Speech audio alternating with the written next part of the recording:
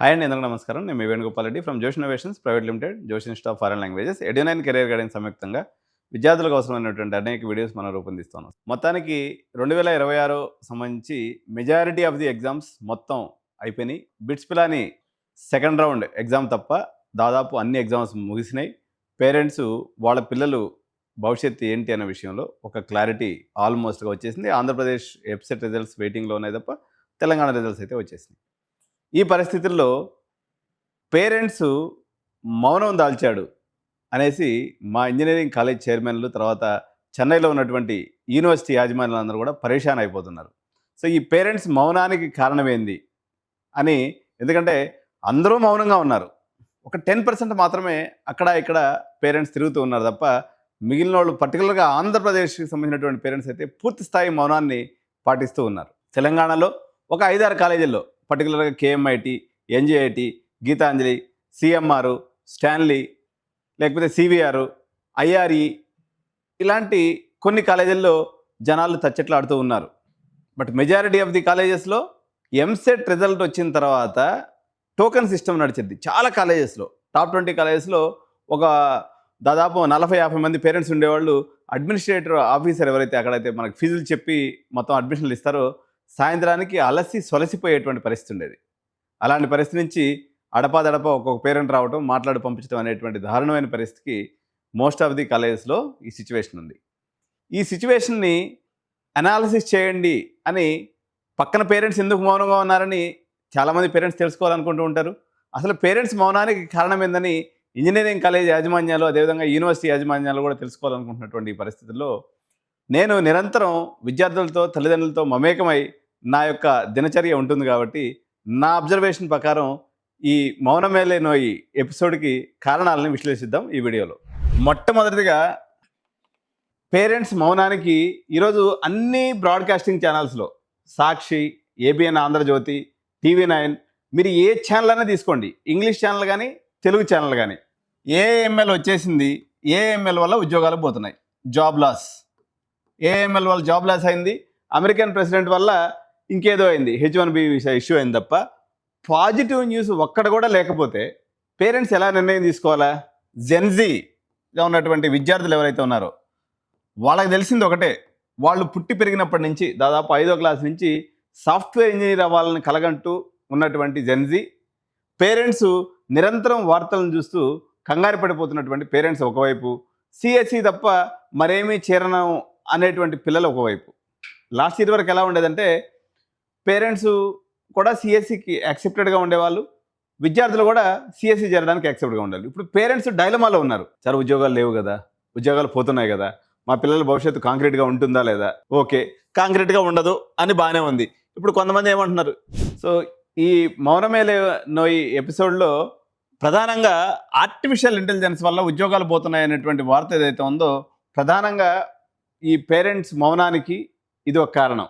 And రెండవ కారణం, మనకు ఆంధ్రప్రదేశ్ ప్రాంతం నుంచి ప్రధానంగా చెన్నైకి విపరీతంగా అడ్మిషన్లకు పోయేవాళ్ళండి. ఎప్పుడైతే ఉద్యోగాలు లేవు, ఇప్పుడు సహజంగా మనకు సౌత్ ఇండియన్ మైండ్ సెట్లో ఏముంటుందంటే ఏ కాలేజీకైనా పోయేసి సార్ యావరేజ్ ప్యాకేజ్ ఎంత, మీడియన్ ప్యాకేజ్ ఎంత, హయ్యెస్ట్ ప్యాకేజ్ ఎంత, ఈ క్వశ్చన్లు తప్ప మనం వేరే విషయాలు ఎప్పుడు మాట్లాడినటువంటి వాళ్ళం కాదు. ఇప్పుడు ఆ మొహాలు వేస్తే తెల్ల మొహాలు వేయడం తప్ప కాలేజీలకు వేరే ఆప్షన్ లేదు. ఎందుకంటే ఉద్యోగాల మార్కెట్ చాలా దయనీయమైనటువంటి పరిస్థితిలో ఉంటాం. ఆల్టర్నేటివ్గా ఎందుకంటే మనకి 2 రాష్ట్రాల్లో దగ్గర 2,50,000 సిఎస్సి సీట్స్, మన మొత్తం సీట్స్ ఉన్నట్లయితే ఇందులో 2 లక్షల సీట్స్ సిఎస్సి మీదే ఉన్నాయి. ఉన్న సీట్స్ మొత్తం సిఎస్సి సీట్స్ మీద ఉన్నాయి. సిఎస్సి మీద ఉద్యోగాలు లేవు అనేటువంటి వదంతులు లేకపోతే వాస్తవాలు బేసిస్గా పేరెంట్స్ ఒక రకంగా మౌనం దాల్చారు. ఒకప్పుడు ఎలా ఉండేదంటే నా దగ్గరికి గోకరాజు కాలేజీకి సీటు కోసం వచ్చేవాళ్ళు అనమాట. సార్ యాక్చువల్గా మేము మా ఫ్లాట్ ఒకటి ఉంది, దీన్ని ఈరోజు తీసేసి 15 లక్షలు డొనేషన్ కట్టుకుంటాం సార్, మా పిల్లవాడు లైఫ్ బిందాస్గా సెట్ అయిపోతుంది. మరి ఇప్పుడు 15 లక్షల రూపాయలు డొనేషన్ కట్టి గోకరాజులో చేరితే బిందాస్గా సెట్ అయిపోతుందా అనేది ఒక క్వశ్చన్ మార్క్. అయ్యే అవకాశం 10-20% అయితే, కాకుండా ఉండే అవకాశం 80% ఉండటం వల్ల పేరెంట్, డబ్బులు ఉన్నటువంటి పేరెంట్స్ వరకు పెద్ద కాలేజీలు అంటే సిబిఐటి, విఎన్ఆర్ కోసం ప్రయత్నం చేయటం ఒకటి, లేదా టాప్ 5 కాలేజెస్ కోసం ప్రయత్నం చేయటం, లేదా బెంగళూరులో అయితే top 5 RVC, BMS, MS Ramaiah కోసం ట్రై చేయటం.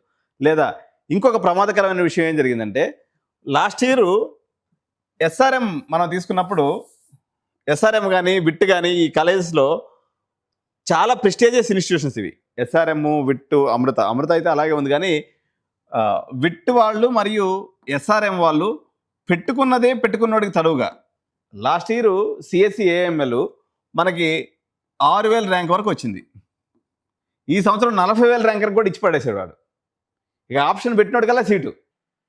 చాలా తెలివిగా ప్రజల మూవ్మెంట్ని అర్థం చేసుకున్నటువంటి ఇంజనీరింగ్ కాలేజీలు, పర్టికులర్గా యూనివర్సిటీస్ ఏదైతే ఉన్నాయో, బ్రాండ్స్ ఎస్ఆర్ఎం కానీ విట్ కానీ, వాళ్ళకు ఉన్నటువంటి సిఎస్సి సీట్లు మొత్తాన్ని తగ్గించేసుకొని మొత్తం ఏఎంఎల్ సీట్స్గా పెట్టుకున్నారు.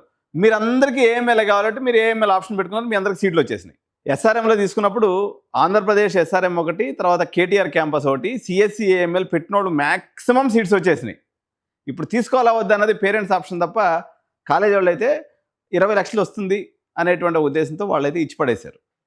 విట్ ఆంధ్రప్రదేశ్ అయితే అక్కడ ఉన్నటువంటి ముఖ్యమంత్రి పుష్ తోటే ఎంతమంది వచ్చినా తీసుకోండి, నా అమరావతిలో ప్రజలు కనిపించాలా అనేటువంటి వర్షంతో విట్ యాజమాన్యం ఉంది.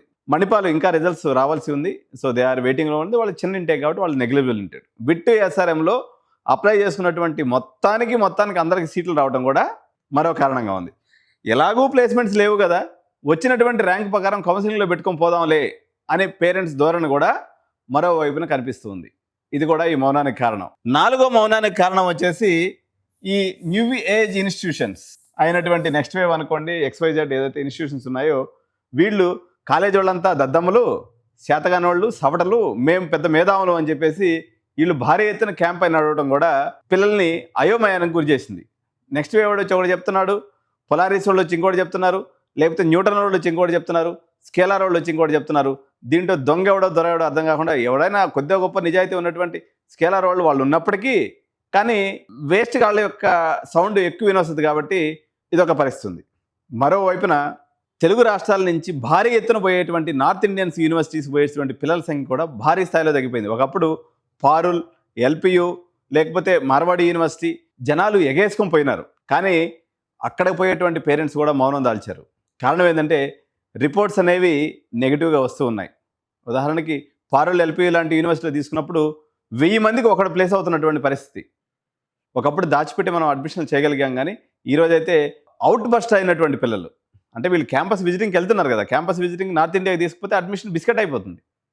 ఎందుకంటే పిల్లలు ఒకప్పుడు కమిషన్ కోసమో లేకపోతే ఇంకో దానికోసమో ఏదో రకంగా పాజిటివ్ చెప్పేవాళ్ళు. ఈరోజు పాజిటివ్ చెప్పేవాడు ఎవ్వడు లేడు.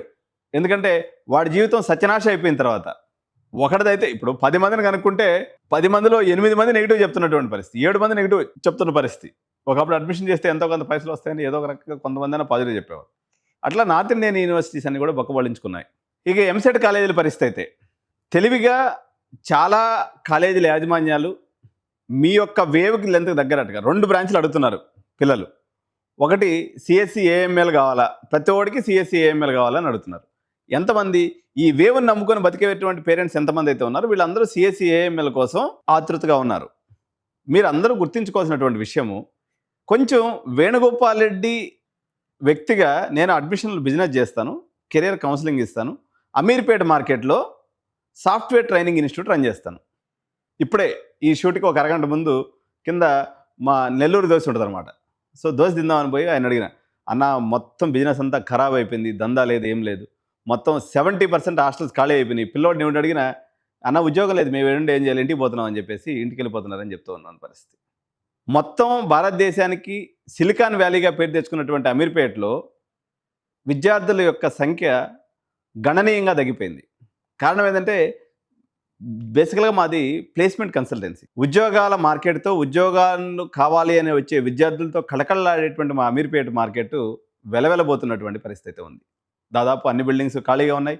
ఒకవైపు ఇరాన్ మరియు అమెరికా యుద్ధ ప్రభావం, పెరిగినటువంటి గ్యాస్ సిలిండర్ రేటు ఒకవైపు, ఓపెనింగ్స్ లేనటువంటి హైటెక్ సిటీ మరోవైపు, ప్లేస్మెంట్స్ చేయలేనటువంటి దయనీయ పరిస్థితుల్లో అమీర్పేట్స్ ఇన్స్టిట్యూట్స్ మరొకవైపు కొట్టుమిట్టాడుతూ ఉన్నాయి. కానీ అబద్ధాలతో కొంతమంది జీవితాన్ని నెట్టుకొస్తున్నారు, కొంతమంది కాలేజీలు అవి ఉన్నాయి ఇవి చేస్తున్నాం అనేటువంటి చెప్తున్నారు. కానీ బట్ మార్కెట్ అయితే సెంటిమెంట్ చాలా వీక్గా ఉంది. ఇది పేరెంట్స్కి మౌనానికి కారణంగా కనిపిస్తుంది. మరికొంతమంది పేరెంట్స్ పదే ప్రతి సెషన్లో అడిగేటువంటి మరో క్వశ్చన్ ఏంటి అంటే, కన్ఫామ్గా జాబ్ వచ్చేది ఏదైనా ఉంటే చెప్పండి సార్ అని అంటారు. ఇది తండ్రి మాట, లేకపోతే తల్లి మాట. స్టూడెంట్ ఏమంటారంటే, సార్ నాకు హైయెస్ట్ ప్యాకేజ్ వచ్చేది అని చెప్పి. హైయెస్ట్ ప్యాకేజ్ అంటే జనరల్గా ఇప్పటివరకు మనం చూసిందంతా సిఎస్సిలోనే హైయెస్ట్ ప్యాకేజెస్ ఉన్నాయి. 10 లక్షలు, 15 లక్షలు, 20 లక్షలు, 30 లక్షలు. సార్ మెకానికల్ చేస్తే ఎంత ఉద్యోగం వస్తుందని పిల్లవాడు అడతాడు. ఏమొస్తుంది పోయి 25,000 రూపాయలు వస్తుంది ఎర్లీ స్టార్టింగ్ శాలరీ. సివిల్ చేసినా, మెకానికల్ చేసినా, ట్రిపుల్ ఏ చేసినా ఒక 25,000 రూపాయలు జీతం వస్తుందని నేను చెప్తా. అప్పుడు 25,000 రూపాయలకు మా కొడుకు ఉద్యోగం చేయాలని అనుకుంటా, ఏదో ఒకటిలే సార్ అయితే కానీ సిఎస్సి చేరండి అని చెప్పేసి మొహమాటంగా ఒకప్పుడు మంచి కాలేజీలు అంటే టాప్ 5 కాలేజీలు అయినటువంటి సిబిఐటి, విఎన్ఆర్, వాసవి, లేకపోతే బీవీఆర్ఐటి, కేఎంఐటి ఈ కాలేజీలో కూడా యాక్చువల్గా ఈ సంవత్సరం తెలంగాణ రాష్ట్రంలో ఏం జరిగిందంటే మా ప్రైవేటు యూనివర్సిటీలన్నీ కూడా అవ్వాల్సిన వాళ్ళతో కుమ్మక్కయ్యారు. కుమ్మక్కయ్యి ఎగ్జామ్ రాయంగానే రిజల్ట్ చూపించారు. నార్మలైజేషన్ అని చెప్పేసి చాలామందికి మార్కులు తక్కువ వచ్చినాయని చెప్పేసి వాళ్ళది పెద్ద హిస్టరీ నడిచింది. నార్మలైజేషన్లో చాలా నష్టపోయాయని చెప్పి దీంట్లో ఉద్దేశం ఏంటంటే తొందరగా మార్కులు తెలిసిపోతే ప్రైవేట్ యూనివర్సిటీలో తొందరగా నింపుకోవచ్చని ఒక పథకాన్ని వేశారు. పేరెంట్స్ అత్యంత తెలివిగా అవి చూసుకుని కూడా గమ్ముగా చల్లగా ఉన్నారు. మీరు మార్కులు ఇచ్చినా కదలలేదు, ఎంసెట్ రిజల్ట్ వచ్చినా కదలలేదు. మరి ఎందుకు కదులుతారు, ఎప్పుడు కదులుతారని పాపం మా కాలేజ్ చైర్మన్లు అయితే ఒకరి మొహాలు ఒకరు చూసుకుంటూ ఉన్నారు. ఒక 10 కాలేజీల వాళ్ళేమో కొంచెం అటు ఇటుగా గల్లా నింపుకొని ప్రశాంతంగా ఉన్నారు తప్ప మిగిలిన వాళ్ళందరూ ఒకరి మొహాలు ఒకరు చూసుకుంటూ బిక్కి మొహం వేసుకొని ఉన్నారు. సో ఈ పరిణామాలు ఎటువంటి పరిస్థితికి దారితీస్తాయి, కౌన్సిలింగ్లో ఎలాంటిది ఉంటుంది? ఇంకా కొంతమంది పేరెంట్స్ ఏం చెప్తున్నారంటే సార్ ఎన్ఐటీస్, ఐఐటీస్, జోసా కౌన్సిలింగ్లో లాస్ట్ ఇయర్ వరకు మీరు మార్కెట్ అటు ఇటు ఉన్నప్పుడు కూడా సిఎస్సి పెట్టుకుంటున్నారు కదా, ఈ సంవత్సరం కూడా అందరూ సిఎస్సి బాగుంటుంది కదా అని సిఎస్సి ఆప్షన్సే ఫస్ట్ పెడుతున్నారు కదా, మరి సిఎస్సి మార్కెట్ బాగలేదు అనే దాన్ని ఎట్లా జీర్ణించుకోవాలి సార్ అని చెప్పి క్వశ్చన్ వేస్తూ ఉన్నారు. ఇది సంధికాలం అంటే బాగా బతికినటువంటి కంప్యూటర్ సైన్స్ ఇంజనీరింగ్ అధఃపాతాళానికి 6 నెలల్లో అంటే దాదాపు 10 సంవత్సరాల్లో చిన్న చిన్న ఒడిదుడుకులు వస్తూ ఉంటాయి. మేము కూడా 2-3 రెసిషన్స్ చూసాము. 2000లో మనకి Y2K ప్రాబ్లం వచ్చింది. దాని తర్వాత మన ట్విన్ టవర్స్ పడిపోయినప్పుడు ఒకసారి రెసిషన్ వచ్చింది. తర్వాత 2008 అనుకుంటుంది ఆ సంవత్సరం. అట్లా 2-3 రెసిషన్స్ నేను కూడా చూశాను. కానీ ఇప్పుడు వచ్చినటువంటి రెసిషన్ కూడా అలాగే పోద్ది అనేటువంటి ఆప్టమిస్టుల యొక్క సంఖ్య రోజు రోజుకి తగ్గిపోతూ ఉంది. సార్ మరి ఏం చేయాలి? ఇంకొక గంభీరమైనటువంటి విషయం మార్కెట్ సోర్సెస్ నుంచి ఏమంతూ ఉందంటే సొల్యూషన్ కూడా నేను చెప్తాను. మా దగ్గరికి వచ్చేటువంటి 10 మంది పేరెంట్స్లో ఒక 2-3 రోజుకి యావరేజ్ నా ప్రాజెక్ట్ మేనేజర్స్, సాఫ్ట్వేర్ ఇంజనీర్స్ వస్తూ ఉంటారు. లేదా సిలికాన్ వ్యాలీ నుంచి వచ్చే అవుట్పుట్స్ ఏం చెప్తుందంటే ఏదైతే మీరు ఉద్యోగం చేయబోతున్నారో 4 ఏళ్ల తర్వాత మీరు చేయబోయేటువంటి ఉద్యోగం ఉందో ఆ సిలబస్ కానీ ఆ ఉద్యోగం యొక్క పేరు కానీ ప్రస్తుతానికి లేదు. మీరు చదివేటువంటి చదువు ఏదైతే ఉందో రేపు రాబోయేటువంటి మార్కెట్లో నిలబడదు, కొత్తది ఏదో రాబోతూ ఉంది.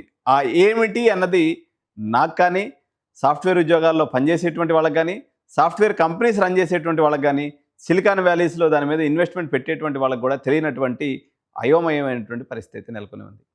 మరోవైపు 39% మంది ఉన్నటువంటి ప్రజల్లో 39 నుంచి 40% మంది అంటే 100 మంది బీటెక్ చదవాలనుకుంటే 40% మంది విద్యార్థులు మాకు ఏఐ రిలేటెడ్ కోర్సెస్ కావాలి అని చెప్పేసి పిల్లల మనోగతంగా ఉంది. సిఎస్సికి ఉన్నటువంటి డిమాండ్ కాస్త షిఫ్ట్ అయ్యి సిఎస్సి ఏఎంఎల్ గెలిపింది. సిఎస్సి యొక్క పర్సంటేజ్ వచ్చేసి 17%కి దిగజారిపోయింది. అంటే సిఎస్సి చేద్దామా అనుకున్నటువంటి విద్యార్థుల సంఖ్య 17% గాను, ఏఎంఎల్ చేద్దాం అనేటువంటి విద్యార్థుల సంఖ్య దగ్గర 40% గాను, డేటా సైన్స్ మొన్నటి వరకు అప్రూపంగా ఉన్నటువంటి డేటా సైన్స్ను కూడా జనాలు పక్కన పెట్టేసినటువంటి పరిస్థితి, అది కేవలం 5% గానే మిగిలిపోయినటువంటి పరిస్థితి. ఈసీఈ కొంత రైజ్ అయ్యి ఒక 10% వరకు తీసుకోవాలని విద్యార్థులు భావిస్తూ ఉన్నారు. ఇది ఓవరాల్గా మేము ఒక 20,000 మంది శాంపిల్ సర్వే చేస్తే విద్యార్థులు ఇచ్చినటువంటి అవుట్పుట్ ఆధారంగా నేను ఈ ఇన్పుట్ చెప్తూ ఉన్నాను. సో ఈ మౌనాన్ని పేరెంట్ వీడేటువంటి పరిస్థితి వస్తుందా అంటే ఖచ్చితంగా ఫస్ట్ ఫేజ్ కౌన్సిలింగ్ అయ్యేంత వరకు ఈ మౌనం ఇలాగే కొనసాగే అవకాశం ఉంది. కారణం ఏంటంటే అప్పు చేసి డొనేషన్ కడదాము అనేటువంటి పేరెంట్ యొక్క ధోరణి చాలా మటుకు తగ్గిపోయింది. తెలంగాణ రాష్ట్రంలో కానీ ఆంధ్రప్రదేశ్ రాష్ట్రంలో కానీ ఇప్పటిముప్పటిగా యూనివర్సిటీస్ వచ్చేసినాయి. ఇప్పుడైతే మనకి హరి యూనివర్సిటీ వచ్చేసింది. దాని తర్వాత రకరకాల యూనివర్సిటీస్ వస్తాయని అంచనా ఉంది. గోకరాజు యూనివర్సిటీ కూడా అవుతుందనేటువంటి అంచనా ఉంది. బట్ అది అవుతుందా లేదా అనేది మనం వెయిటింగ్లో చూడాలి. అదేవిధంగా నారాయణమ్మ యూనివర్సిటీ కూడా పైప్ లైన్లో ఉంది. NGIT Neil Gogte Institute of Technology కూడా యూనివర్సిటీ వద్ద లైన్లో ఉంది. ఎస్ఆర్ యూనివర్సిటీ హైదరాబాద్ ఇది ఒక కొత్త క్యాంపస్ వచ్చే అవకాశం ఉంది. వాగ్దేవి యూనివర్సిటీ వరంగల్, సో ఇక్కడ ఒక యూనివర్సిటీ, ఇట్లా యూనివర్సిటీలు కూడా రావటం, వాటి యొక్క ఇంటేక్ పెరిగిపోవటం. సో మాతృశ్రీ లో ఉన్నటువంటి మాతృశ్రీ కాలేజ్ ఎంవిఎస్ఆర్ ఇంటేక్ పెరగటం, ఇట్లా రకరకాల పరిణామాలు, రేట్లు ఫ్లక్చువేషన్స్ అనేవి నడుస్తూ ఉన్నాయి. ఇక్కడ పోతే ఒక ఇంట్రెస్టింగ్ పాయింట్, సేఫ్ గేమ్గా అంటే తెలంగాణలో చాలామంది ప్రజలు కేఎంఐటీ మీద మంచి విశ్వాసాన్ని చూపిస్తూ ఉంటారనమాట. నేను ఇక్కడ ప్రజలందరూ కూడా నేను ఒక విషయం చెప్పదలుచుకున్నా. ఎన్జీఐటీ, కేఎంఐటీ ఏదైతే ఉందో మంచి నాణ్యమైనటువంటి కోడింగ్ నేర్పించినటువంటి విద్యా సంస్థ. 2024 వరకు ఇది నిజం. 2025, 26 సంవత్సరంలో నీల్ గోగ్టే ఇన్స్టిట్యూట్ కానీ లేదా కేఎంఐటీ, నీల్ గోగ్టే అనేది ఆ చైర్మన్ పేరు, పెద్ద ఆయన అనమాట. ఈజ్ మన టీచర్ యాక్చువల్గా, అలాగే ఒక ట్రైనరు. సో వాళ్ళు కాలేజీ పెట్టుకున్నారు, మంచిగా ఎదిగినారు, సంపాదించారు, మంచిగా డొనేషన్లు కూడా తీశారు కూడా. నీల్ గోగ్టే గారు చెప్పేటువంటి విద్య కానీ, కేఎంఐటీ చెప్పేటువంటి విద్య కానీ మార్కెట్లో నిలబడేటువంటి ఉద్దేశం లేదు. ఇప్పుడు పలురాలు కొట్టుకునే దానికి ఏ రాయి ఏదైతే అన్నట్టుగా, ఏ రాయితో కొట్టుకున్నా మీకు వచ్చేది అదే. నీల్ గోగ్టే కూడా అవుట్డేటెడ్ అయిపోయినటువంటి విచిత్రమైనటువంటి పరిస్థితి ఇండస్ట్రీలో నెలకొని ఉంది. ఎందుకంటే డేటా స్ట్రక్చర్స్, అల్గరిథమ్స్ కానీ లేకపోతే ఫుల్ స్టాక్ కానీ మంచి మంచి కోడింగ్ ప్రోగ్రామ్స్ నేర్పించారు. ఇవన్నీ కూడా యాంథ్రోపిక్ ఏఐ రూపంలో, ఓపెన్ ఏఐ రూపంలో, లేకపోతే జెమినై, చాట్‌జిపిటి లాంటి లాంగ్వేజెస్ రూపంలో మొత్తం కూడా ఈవెన్ సైబర్ సెక్యూరిటీ లాంటి దాన్ని కూడా రీప్లేస్ చేస్తున్నటువంటి పరిస్థితుల్లో పేరెంట్స్, పర్టికులర్గా ఎడ్యుకేటెడ్ పేరెంట్స్ గందరగోళంలో ఉన్నారు. గ్రామీణ ప్రాంతానికి సంబంధించినటువంటి ప్రజలు మాత్రం ఇప్పుడు మనకి మేడ్చల్ ఏరియాలో ఒక విచిత్రమైన పరిస్థితి నెలకొని ఉంది. అక్కడ ఏం జరుగుతుందో చెప్తాను చూడండి. ఎందుకంటే మనం ఏరియాల వారీగా ఈరోజు ఇది లెంతీ వీడియో. ఈ పేరెంట్స్కి మా యొక్క చైర్మన్స్ ఎవరైతే వీడియోలు చూస్తున్నారో వాళ్ళకి ఒక క్లారిటీ ఇవ్వడం కోసం చెప్తున్నాను. మేడ్చల్ ఏరియాలో మాజీ మంత్రివర్యులు రన్ చేసేటువంటి యూనివర్సిటీలో దాదాపు 400 మంది ఫ్యాకల్టీని పీకి పడేశాడు ఆయన. ఆయనకి సడన్గా ఒకరోజు కలొచ్చి, కల్లో మేరీమాత, అదేవిధంగా మదర్ తెరీసా కనిపించి, మంత్రి గారు, మీరు మాజీ మంత్రి గారు, మీరు రన్ చేసేదంతా విధానం తప్పు, 10-15 ఏళ్ళ ఎక్స్పీరియన్స్ ఉన్న ముసలి వాళ్ళు మొత్తాన్ని పీకి పడండి, మొత్తం ఇప్పుడే ఫ్రెష్గా బీటెక్ పాస్ అయిన వాళ్ళు చదువు చెప్పించినట్లయితే నీకు పిల్లలకి చదువు బాగా అవుతుందని చెప్పేసి ఆయన కల్లో చెప్పడం కూడా ఈ పరిణామానికి కారణం. ఆ సోకాల్డ్ మాజీ మంత్రి గారు రన్ చేసేటువంటి ప్రైవేట్ యూనివర్సిటీలోగా ఉన్నటువంటి ఫ్యాకల్టీలో నుంచి 400 మంది సీనియర్స్ని తొలగించడం జరిగింది. వాళ్ళందరూ కూడా రోడ్డు మీద పడ్డటువంటి పరిస్థితి. సదరు యాజమాన్యం చెప్పేటువంటిది ఏంటంటే వీళ్ళంతా కూడా ఆబ్సలీట్ అయిపోయారు, వీళ్ళంతా కోడింగ్ నేర్పించేదానికి చేత కాదు, మొత్తం నేను ఏఐ నేర్పిస్తాను. ఎవరి చేత? ఫ్రెష్ బ్లడ్ కావాలట. ఇప్పటికిప్పుడే ఫ్రెష్గా బీటెక్ అయిన వాళ్ళ చేత చదువు చెప్పిస్తే బంగారంగా చదవద్దని చెప్పేసి సదరు యాజమాన్యానికి కల్లో దేవతలు కనిపించి చెప్పడం వల్ల ఇలా చేశారని చెప్పేసి ప్రజలు చెప్పుకుంటూ ఉన్నారు. సో ఇది అక్కడ పరిణామం. ఇకపోతే గట్కేసర్ లాంటి ప్రాంతంలో ఉన్నటువంటి కాలేజెస్లో ప్రధానంగా గీతాంజలి, ఏసు, బీబీఐటి, నీల్ గోగ్టే, శ్రీనిధి, ఈ ఇన్స్టిట్యూట్స్లో ఫ్లోటింగ్ ఇమీడియట్గా ఉంది. గీతాంజలిలో హైయెస్ట్ ఫ్లోటింగ్, ఎన్జీఐటీలో హైయెస్ట్ ఫ్లోటింగ్, రిమైనింగ్ ఓట్లో మోడరేట్ ఫ్లోటింగ్ ఉంది. మేడ్చల్లో సిఎంఆర్ హాస్టల్స్ కలిగి ఉండటం, క్యాంపస్ మోడరేట్గా ఉండటం, ఫీజులు మంచిగా ఉండటం వల్ల సిఎంఆర్ ఫ్లోటింగ్ కూడా బాగానే ఉంది. ఐఆర్ఈ యాక్చువల్గా మంచి ఫ్లోటింగ్గా ఉన్నటువంటి సంస్థ, కానీ అక్కడ వాళ్ళ క్యాంపస్ సైజ్ తగ్గిపోవటం, ప్రస్తుత గవర్నమెంట్తో ఉన్నటువంటి పరిణామాల వల్ల ఒక 3-4 ఎకరాలు కుంచుకోకపోవడం వల్ల అక్కడ ఐఆర్ఈ స్టూడెంట్ ఫీడ్బ్యాక్ బాగానే ఉన్నప్పుడు కూడా క్యాంపస్ సైజ్ చిన్నదైపోవడం వల్ల ఈ సంవత్సరం కొంత పేరెంట్స్ ఐఆర్ఈ విషయంలో ఆచితూచి అడుగేస్తున్నటువంటి పరిస్థితి. ప్లేస్మెంట్స్లో బాగున్నప్పుడు కూడా సిఎంఆర్ ఒక ఎడ్జ్ రూపంలో ముందుకు వచ్చినటువంటి పరిస్థితి. ఐఆర్ఈ యొక్క క్యాంపస్ సైజ్ తక్కువ కావడం వల్ల సిఎంఆర్ విశాలమైన క్యాంపస్ లోపలే హాస్టల్స్ ఉన్నాయనేటువంటి ఉద్దేశంతో సిఎంఆర్లో ఈ సంవత్సరం ఎడ్జ్ బాగా కనిపిస్తుంది. సిఎంఆర్లో ఫ్లోటింగ్ కూడా చాలా పెద్ద ఎత్తున ఉంది. 2 కారణాలు సిఎంఆర్ ఎదుగుదలలో ప్రధానంగా మనం గమనించాల్సింది.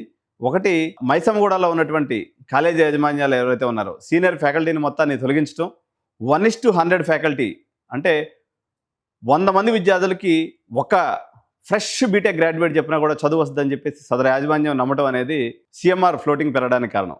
ఎందుకంటే ఒకప్పుడు మైసమ్మగూడలో ఉన్నటువంటి గ్రూప్ కూడా, సదరు మంత్రివర్యులకు సంబంధించినటువంటి గ్రూప్ కూడా, మాజీ మంత్రివర్యులకు సంబంధించిన గ్రూప్ కూడా మంచి పేరు ఉన్నటువంటిది. కానీ ఆయన సడన్ డెసిషన్లు తీసుకోవటం, ప్రత్యేకంగా 10+ years ఎక్స్పీరియన్స్ ఉన్నటువంటి, ఈరోజు మైసమ్మగూడ సామ్రాజ్యంలో దాదాపు ఇంత పెద్ద వటవృక్షాన్ని నాటినటువంటి ఆయన సడన్గా ఆయనకి ఇటువంటి ఏఎంఎల్ పిల్లలకు చెప్పించాలనేటువంటి మంచి ఆలోచన రావటం, ఫ్రెష్ బ్లడ్ని తీసుకునేసి వాళ్ళ చేత చదువు చెప్పిస్తే వస్తుంది అనేటువంటి ఆయన ఆలోచన రావడం అనేది చాలా గొప్ప విషయం.